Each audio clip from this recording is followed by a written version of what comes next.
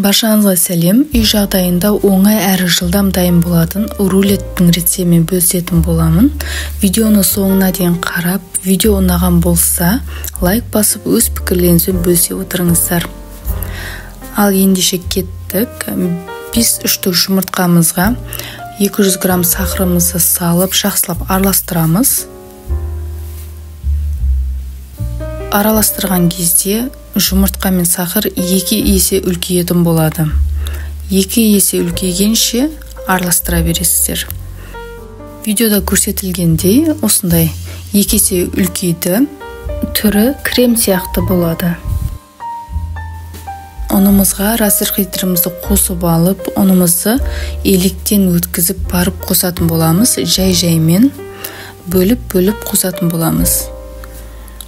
Ұнды қосқан кезде миксерді уже қолданбаймыз. Осы лопатаның көмегімен тура видеодағыдай астынан үстіне қарай аударып тұрып араластырасыздар.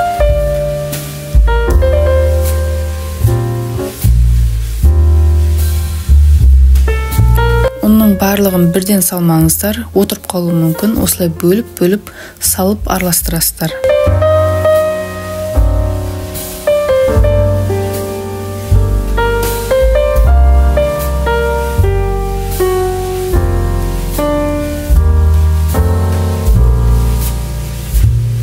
Осындай крем сияқты тесто дайын болады.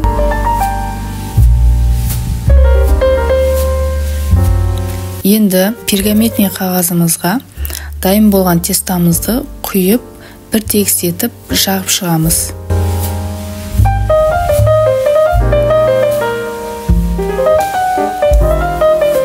Пешкам 15 минут алдын қызып тұрған болуы керек. 180 градуста 25-30 минут пісіріп аласыздар. Әрине беті қызарғанша.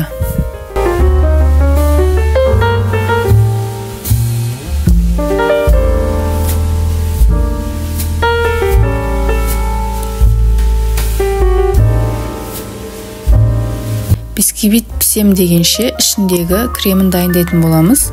Творожный сырға сахарный пудрамызды салып, жақсылап миксердің көмегімен араластырып аласыздар. Бірінші шашырап кетпеу үшін осылай миксердің басымен мыжғылап аласыздар да, одан кейін скоростьқа қойып, біркелкі етіп араластырып аласыздар. Одан кейін сливки мен Сгущенный молокомызды қосып, тағы да біркелкі етіп араластырасыздар да, сонда крем дайын болады. Міне креміміз дайын болды. Лопатаны осылай алған кезде, төмен қаратқан кезде крем өз-өзін ұстап тұр, яғни ағып кетпей, жерге түсіп қалмай тұр. Демек, крем жақсы ұрылды, дұрыс ұрылды деген сөз. Бисквитіміз пісіп шықты. Ол суығанша тиіспейсіздер. Суығаннан кейін осындай пергамент қағазын шешіп аласыздар.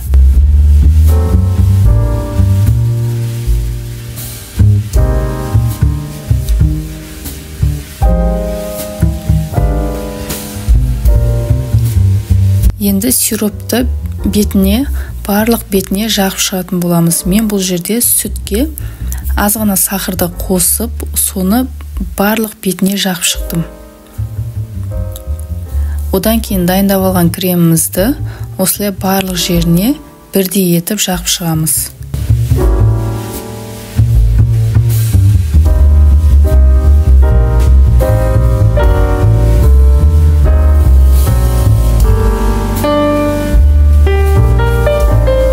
Енді астындағы пленканың көмегімен рулетімізді орап бастаймыз. Тура осылай видеодағыдай ораңыздар. Қолымыздың көмегімен қысып, бірдей формаға келтіріп аласыздар.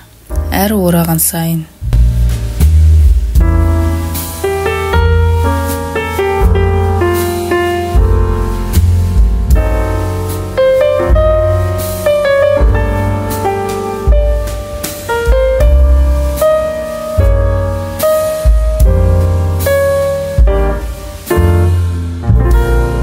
Енді посудаға салатын кезде мән беріңіздер. Мен оралған астында қалған шеті бар ғой, оралып, сол жерге тақалған жері, соны мен астына жіберемін.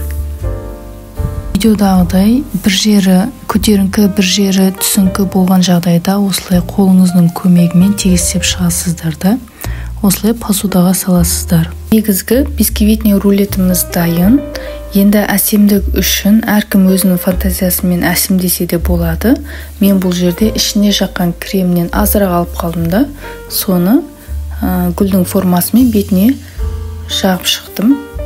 Оның бетіне ерітілген шоколадты осылай үстінен жағып шықтым.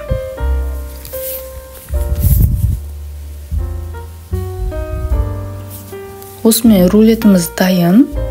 Жасап көруге кеңес беремін. Жасап көріңіздер. Сіздерге де қатты ұнайды деген ойдамын. Әсіресе балалардың сүйікті асы десек те болады.